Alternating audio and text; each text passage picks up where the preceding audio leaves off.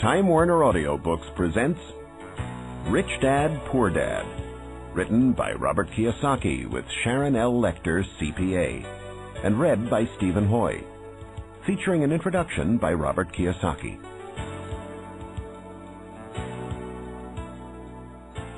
I had two fathers, a rich one and a poor one. One was highly educated and intelligent. He had a Ph.D. and completed 4 years of undergraduate work in less than 2 years. The other father never finished the 8th grade. Both of them were successful in their careers, working hard all their lives. Both earned substantial incomes, yet one struggled financially all his life. The other would become one of the richest men in Hawaii. One died leaving tens of millions of dollars to his family, charities, and his church. The other left bills to be paid. Both men were strong, charismatic, and influential. Both men offered me advice, but they did not advise the same things. Both men believed strongly in education, but did not recommend the same course of study. If I had had only one dad, I would have had to accept or reject his advice.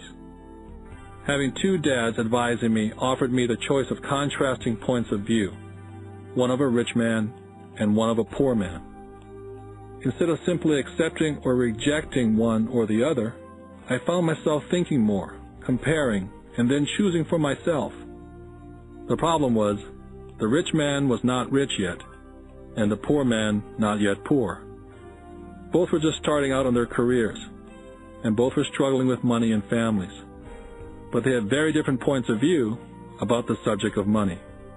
For example, one dad would say, "The love of money is the root of all evil."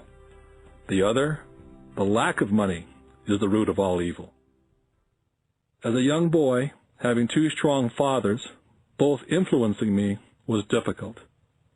I wanted to be a good son and listen, but the two fathers did not say the same things. The contrast in their points of view, particularly where money was concerned, was so extreme that I grew curious and intrigued. I began to start thinking for long periods of time about what each was saying. Much of my private time was spent reflecting, asking myself questions such as, "Why does he say that?" And then asking the same question of the other dad's statement. It would have been much easier to simply say, "Yeah, he's right, I agree with that," or to simply reject the point of view by saying, "The old man doesn't know what he's talking about." Instead, having two dads whom I love forced me to think and ultimately choose a way of thinking for myself. As a process, choosing to think for myself turned out to be much more valuable in the long run, rather than simply accepting or rejecting a single point of view. One of the reasons the rich get richer, the poor get poorer, and the middle class struggles in debt is because the subject of money is taught at home, not in school. Most of us learn about money from our parents. So what can a poor parent tell their child about money? They simply say, "Stay in school and study hard." The child may graduate with excellent grades, but with a poor person's financial programming and mindset. It was learned while the child was young. Money is not taught in schools. Schools focus on scholastic and professional skills, but not financial skills. This explains how smart bankers, doctors, and accountants who earn excellent grades in school may still struggle financially all their lives.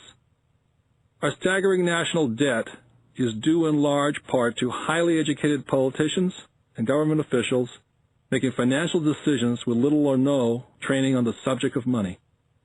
I often look ahead to the new millennium and wonder what will happen when we have millions of people who will need financial and medical assistance. They will be dependent upon their families or the government for financial support. What will happen when Medicare and Social Security run out of money? How will a nation survive if teaching children about money continues to be left to parents, most of whom will be, or already are, poor? Because I had two influential fathers, I learned from both of them.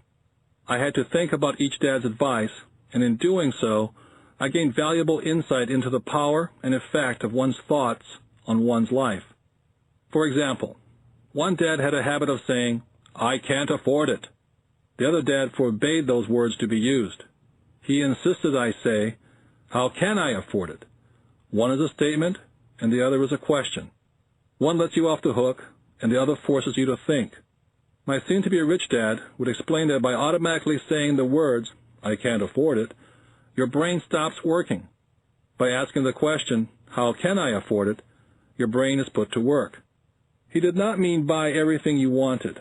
He was fanatical about exercising your mind, the most powerful computer in the world. My brain gets stronger every day because I exercise it. The stronger it gets, the more money I can make. He believed that automatically saying, "I can't afford it," was a sign of mental laziness. Although both dads worked hard, I noticed that one dad had a habit of putting his brain to sleep when it came to money matters, and the other had a habit of exercising his brain. The long-term result was that one dad grew stronger financially and the other grew weaker. It is not much different from a person who goes to the gym to exercise on a regular basis versus someone who sits on the couch watching television. Proper physical exercise increases your chances for health, and proper mental exercise increases your chances for wealth. Laziness decreases both health and wealth. My two dads had opposing attitudes and thought. One dad thought that the rich should pay more in taxes and take care of those less fortunate. The other said, taxes punish those who produce and reward those who don't produce. One dad recommended, study hard so you can find a good company to work for. The other recommended, study hard so you can find a good company to buy. One dad said, the reason I'm not rich is because I have you kids. The other said, the reason I must be rich is because I have you kids. One dad encouraged talking about money and business at the dinner table. The other forbade the subject of money to be discussed over a meal. One said, when it comes to money, play it safe and don't take risks. The other said, learn to manage risk. One believed, our home is our largest investment and our greatest asset. The other believed, my house is a liability, and if your house is your largest investment, you're in trouble. Both dads paid their bills on time, yet one paid his bills first, while the other paid his bills last. Being a product of two strong dads allowed me the luxury of observing the effects different thoughts have on one's life.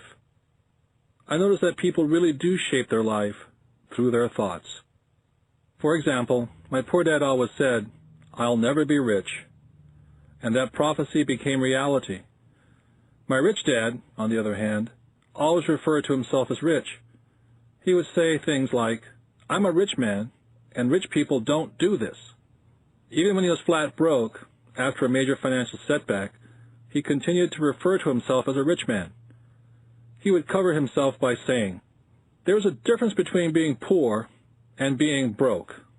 Broke is temporary, and poor is eternal. My poor dad would also say, I'm not interested in money, or money doesn't matter. My rich dad always said, money is power.